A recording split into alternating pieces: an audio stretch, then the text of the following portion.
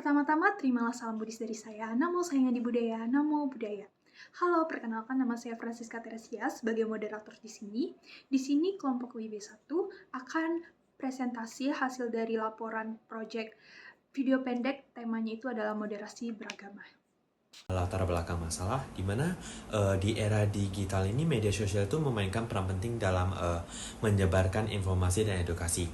Di mana generasi muda itu lebih sering terpapar konten melalui platform seperti YouTube dan TikTok. Oleh karena itu, media ini sangat relevan untuk menyampaikan pesan positif. Kemudian dalam konteks Indonesia yang multikultural, moderasi beragama itu adalah isu yang sangat penting untuk membangun kerukunan di tengah keberagaman. Kemudian proyek ini hadir untuk menyampaikan pesan toleransi melalui video pendek yang menarik dan relevan.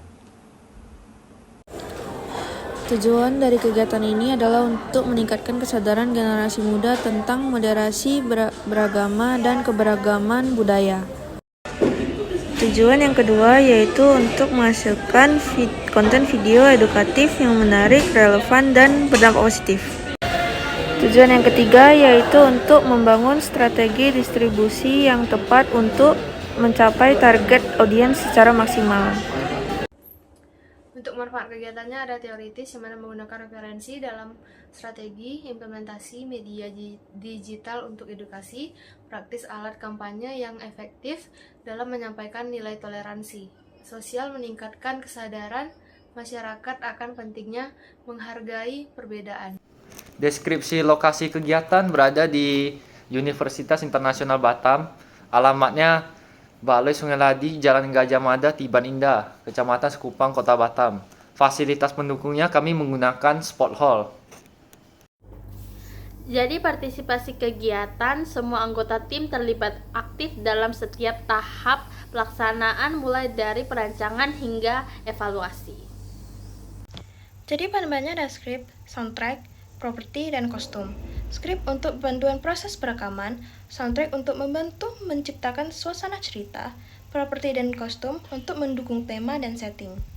Bagian alat, kami menggunakan kamera atau handphone untuk merekam, dan tripod untuk menjaga stabilitas video, dan juga mikrofon untuk memastikan kualitas audio, dan terakhir software editing untuk menyempurnakan hasil video.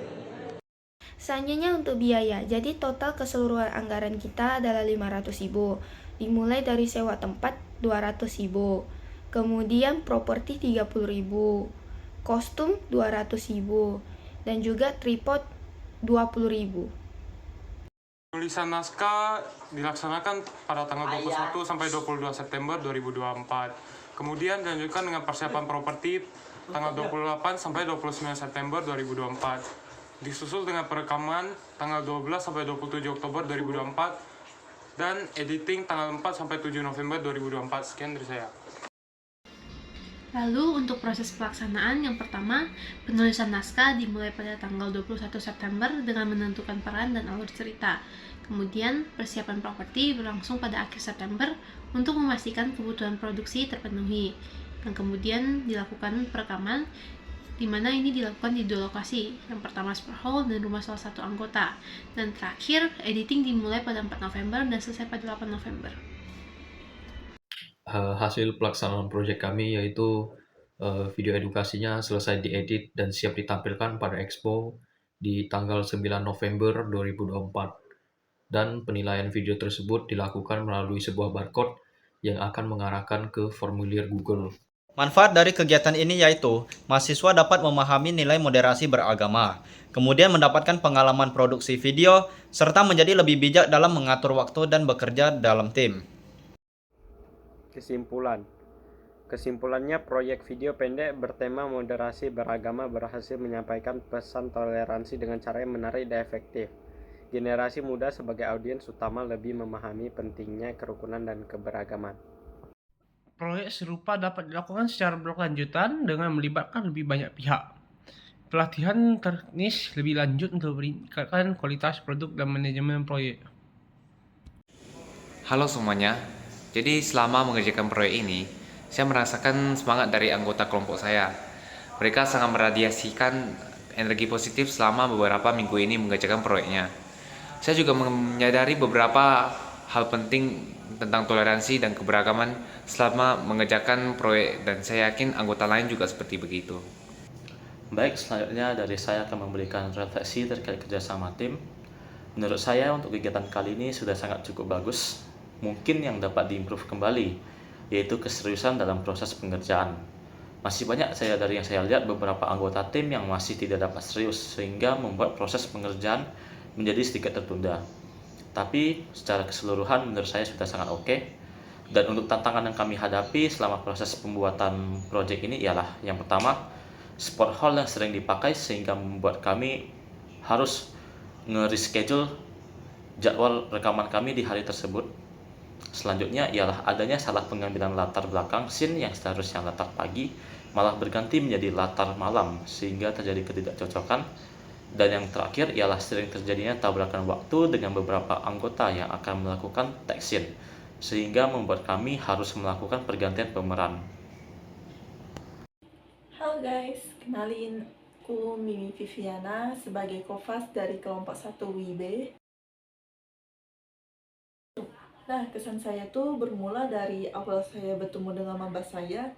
Saat itu saya lumayan deg-degan karena saya gak tahu mau mulai bicaranya tuh bagaimana. Tapi memang ujungnya saya harus beranikan diri untuk memulai pembicaraan agar saya dapat mengenal dan memahami maba saya.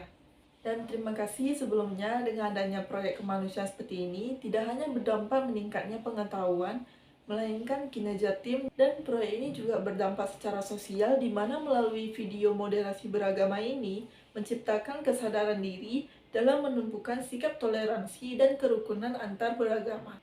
Pesan dari saya, semoga kedepannya proyek kemanusiaan ini dapat berkembang dan berinovasi yang kelak manfaatnya dapat dirasakan langsung oleh kalangan umum. Dan untuk maba saya, semangat kedepannya untuk tetap berkreasi, berinovasi, dan pantang nyerah buat gapai cita-citanya. Nah, terima kasih karena kalian telah menjadi bagian dari momen terbaik saya, dan nice to meet you guys. Bye-bye. Mungkin itu saja yang dapat kami sampaikan tentang hasil dari laporan proyek kami. Dan saya tutup dengan salam Namo Sayang Adi Budaya, Namo Buddhaya.